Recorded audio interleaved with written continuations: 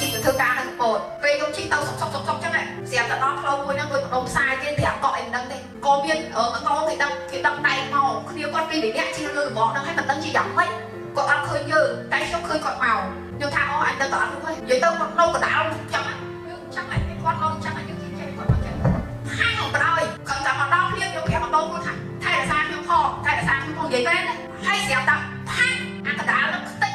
យើងអត់មានអីសោះការវាយើងបាន100%ហើយគេមករួមមើលយើងគ្រប់គ្នាថាខ្ញុំអត់មួយទេស្រាប់តែមើលទៅខ្ទេចតែម្ដងមនុស្សអត់អីសោះចាំថានៅលើលោកនេះឲ្យតែយើងចែកតែក្តីស្រឡាញ់សូម្បីតែរបស់ដែលវិញ្ញាណវាអត់វិញ្ញាណក៏វាមានវិញ្ញាណដែរហើយឥឡូវអ្នកនរគ្នាទៅសម័យមើលរបស់យើងធ្វើថ្ងៃយើងធ្វើបាបវាដឹងថាវានឹងមានវិញ្ញាណចេះឈឺចាប់អត់ចាំមិនថាចង់ឲ្យយើងហ្នឹងអរគុណកាលណាយើងមានការអរគុណកាន់តែច្រើនជីវិតយើងបានសុខយើងអត់ខ្វល់ពីរឿងអីផ្សេងទេយើងគ្រប់គ្រាន់ហើយកាលណាយើងអរគុណបន្តចាស់ដើម្បីប្រាថ្នាបានថ្មីចិត្តយើងអត់ខ្វះខាតឡើយវាប៉ុណ្ណឹងរីករាយនឹងវាប៉ុណ្ណឹងស្រឡាញ់វាប៉ុណ្ណឹង